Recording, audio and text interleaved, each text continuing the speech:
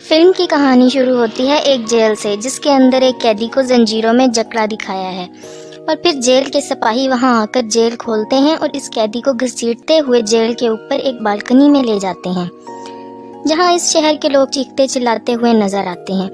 لوگ غصے سے اس آدمی کو دیکھ کر قاتل، خونی، درندہ کہتے ہوئے نظر آتے ہیں، اور جیلر ایک گارڈ کو سزا کا اعلان پڑھنے کو کہتا ہے۔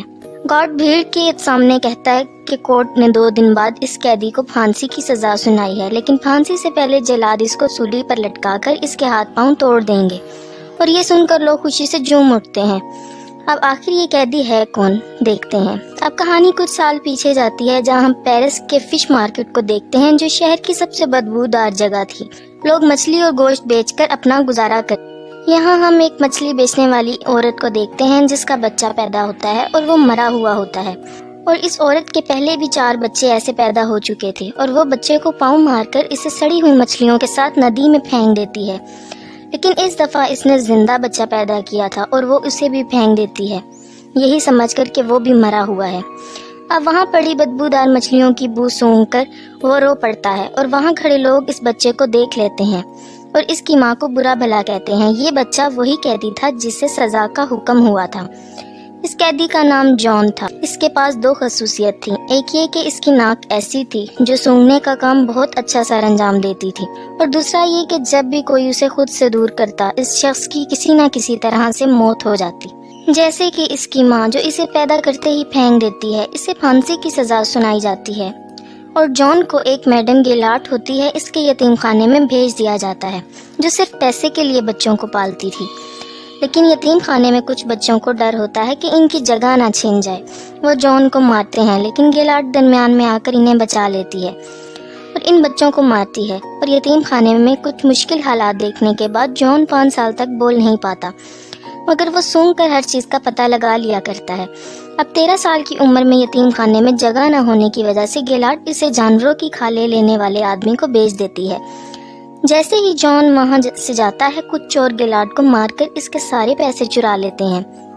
اب وہ شخص جس کو جان بیچا گیا ہوتا ہے، وہ جان سے بہت سخت کام لیتا ہے، اور وہ اسے ایک دفعہ شہر بھی لے جاتا ہے، جہاں جان پہلی دفعہ بدبو کے علاوہ بھی کچھ اچھی دنیا اور خوشبو کا مزہ لیتا ہے۔ جان سامان چھوڑنے کے بعد ایک دکان کو دیکھتا ہے جو پرفیوم شاپ ہوتی ہے، اور وہ اس کی طرف کھینچا چلا جاتا ہے۔ وہ ایک دکاندار کو ایک پرفیوم اٹھائے دیکھتا ہے جو بہت ہی فیمس پرفیوم تھا، اور اسی دوران اسے ایک اور خوشبو کا احساس بھی ہوتا ہے جو ایک پھل بیچنے والی لڑکی سے آ رہی تھی۔ وہ اس کی طرف کھینچا چلا جاتا ہے۔ وہ لڑکی اسے بھوکا سمجھ کر کچھ پھل دیتی ہے، اور وہ اس کا ہاتھ پکڑ لیتا ہے، جسے دیکھ کر وہ ڈر جاتی ہے اور بھاگ جاتی ہے۔ اب جان اپنی سونگنے کی ایبیلٹی سے اسے ڈھونڈ لیتا ہے اور اس کے پیچھے جا کر بیٹھ جاتا ہے۔ لڑکی کو لگتا ہے کہ کوئی ہے اس کے پیچھے، اور وہ ڈر کے مارے چیختی ہے، تو جان اس کا منہ دبا لیتا ہے اور لوگوں کے ڈر سے دبائے رکھتا ہے کہ لوگ اکٹھے نہ ہو جائیں، اور جیسے ہی لوگ جاتے ہیں اور وہ لڑکی کے منہ سے ہاتھ ہٹاتا ہے تو وہ مر جاتی ہے، اور اس کی خوشبو آہستہ آہستہ ختم ہو جاتی ہے، اور جان حیران رہ جاتا ہے کہ خوشبو کہاں گئی۔ اب ایک اور کریکٹر کی بات کرتے ہیں جو پیرس کا بہت ہی مشہور پرفیومر تھا، اور شہر میں نئے پرفیومرز کے آنے کے بعد اس کا کام کم ہو چکا تھا، اور وہ دوسرے پرفیومرز کی کاپی کیا کرتا تھا۔ اور اسی شام جان بکرے کی کھال کی ڈیلیوری کے سلسلے میں اس کی شاپ میں جاتا ہے، اور وہاں طرح طرح کے پرفیوم دیکھتا ہے۔ وہ بالدینی کے جسم سے آ رہی خوشبو کو سونگھ کر کہتا ہے کہ وہ اس کے لیے ویسا پرفیوم بنا سکتا ہے، اور بالدینی اس کا مذاق اڑاتا ہے، اور جان اسے اپنی ایبیلٹی کی پاور کا بتاتا ہے۔ اب بالدینی اسے ایک اور موقع دیتا ہے۔ جان مختلف پرفیوم بنا کر بالدینی کو دیتا ہے، جسے سونگھ کر اسے امور اینڈ سائکی کی خوشبو آتی ہے۔ یہ بہت ہی فیمس پرفیوم تھا، اور وہ حیران رہ جاتا ہے۔ یہ سب دیکھ کر جان اسے بتاتا ہے کہ میں اس سے بھی کئی زیادہ اچھے پرفیوم بنا سکتا ہوں، اور اسے سونگھ کر بالدینی کو اپنی گرل فرینڈ کی یاد آ جاتی ہے۔ اس کے پاس بہت ٹیلنٹ آ چکا تھا۔ اب جان کو وہ گریمل سے خرید لیتا ہے۔ اب اسی رات گریمل شراب کے نشے میں ندی میں گر کر مر جاتا ہے۔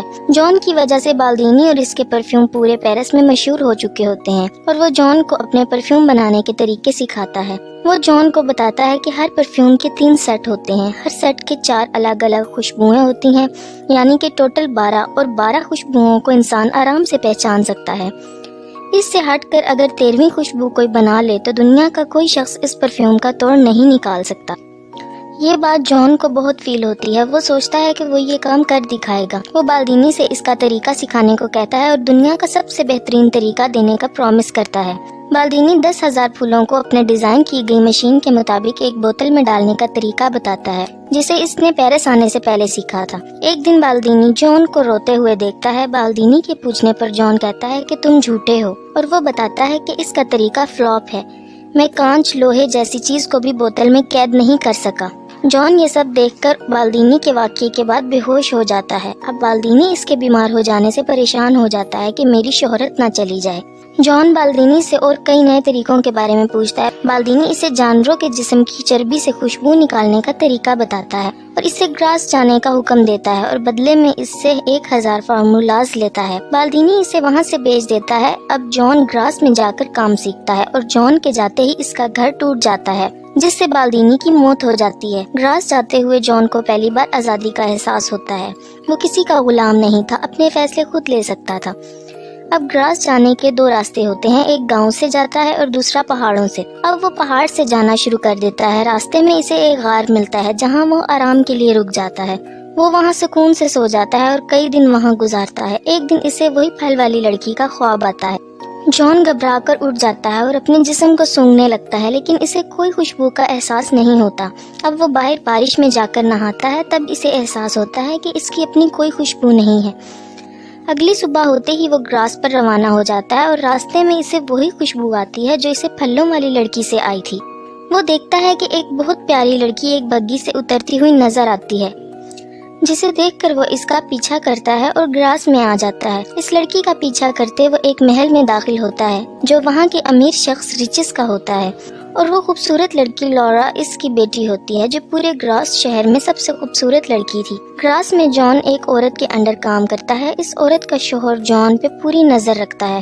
جان ان کے پاس رہتے ہوئے جانوروں کی چربی سے خوشبو نکالنے کے 2 نئے طریقے سیکھتا ہے، اور پہلے طریقے کا استعمال وہ اپنے ساتھ کام کرنے والی لڑکی پہ کرتا ہے، جس میں وہ اس لڑکی کی ڈیڈ باڈی کو ایک بڑے ٹینک میں جانوروں کی چربی کے ساتھ ابالتا ہے، مگر وہ کامیاب نہیں ہو سکتا۔ اور دوسرے طریقے کے لیے وہ ایک طوائف کو پکڑتا ہے، اور جس میں وہ جانوروں کی چربی کا استعمال ایک کپڑے پر لیپ لگا کر کرتا ہے۔ جان اسے مار کر اس کے بال کاٹ دیتا ہے اور اس کی ڈیڈ باڈی کو لیپ لگا کر کپڑے میں لپیٹتا ہے، اور پھر اس کپڑے سے چربی نکال کر بالدینی کے سکھائے ہوئے طریقے سے خوشبو نکالنے میں کامیاب ہو جاتا ہے، جسے وہ طوائف کے پالتو کتے پر استعمال کر کے چیک کرتا ہے۔ اب وہ بالدینی کے بتائے ہوئے 13 بوتل کا سیٹ تیار کرتا ہے، یعنی کہ ہر بوتل کے لیے ایک قتل۔ لورا کی برتھ ڈے پارٹی میں سب لڑکے اور لڑکیاں چھپن چھپائی کھیلتے ہیں، جہاں موقع پا کر جان بھی آ جاتا ہے اور لورا پر حملہ کرتا ہے، مگر وہ بچ جاتی ہے اور پارٹی سے 2 جڑواں بہنیں غائب ہو جاتی ہیں۔ اب ہم دیکھتے ہیں کہ جان ان 2 لڑکیوں کو مار کر اپنے سیٹ کی پہلی 2 بوتلیں تیار کرتا ہے، اور ان دونوں کی لاشیں شہر کے پل کے نیچے پانی میں تیرتی ہوئی نظر آتی ہیں۔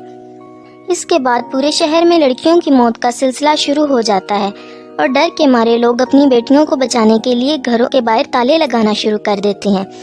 لیکن جان 12 بوتلز کا سیٹ تیار کر لیتا ہے اور انہیں ایک بڑی بوتل میں ملا دیتا ہے۔ اب پرفیکٹ پرفیوم بنانے کے لیے اسے ایک اور بوتل چاہیے ہوتی ہے، یعنی لورا کا قتل۔ اب یہ سب دیکھ کر ریچس کہتا ہے کہ جتنی لڑکیوں کی موت ہوئی ہے وہ سب کنواری تھی، اور ان کی باڈی پر کوئی زور زبردستی کا نشان بھی نہیں تھا۔ اس قاتل نے ان لڑکیوں کو کسی خاص وجہ سے مارا ہے۔ سب لوگ مدد کے لیے چرچ میں جاتے ہیں، اور چرچ کے فادر ان کی مدد کی حامی بھرتے ہیں۔ وہاں ایک آدمی آ کر اس قاتل کے پکڑے جانے کی خبر سناتا ہے، جسے سن کر یہ سب لوگ بے حد خوش ہوتے ہیں۔ ریچس کو اس خبر پر یقین نہیں ہوتا اور وہ اپنی بیٹی کے لیے فکر مند ہو جاتا ہے۔ وہ گراس چھوڑنے کا فیصلہ کرتا ہے اور اگلے ہی دن اپنی بیٹی کو لے کر چلا جاتا ہے۔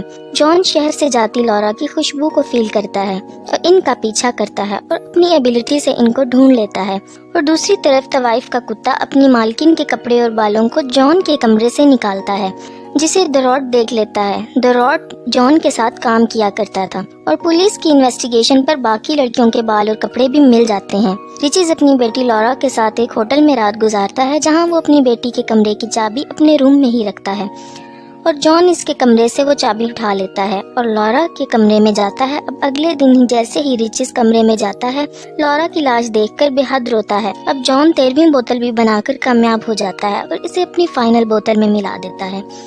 اب وہاں پولیس آ کر اسے پکڑ لیتی ہے اور کہانی 2 دن بعد ہونے والی سزا سے شروع ہوتی ہے۔ دور دور سے لوگ جان کی موت کو دیکھنے آتے ہیں اور جیسے ہی وہ اس کو جیل سے نکالتے ہیں جان موقع پا کر پرفیوم کا ڈھکن کھول دیتا ہے۔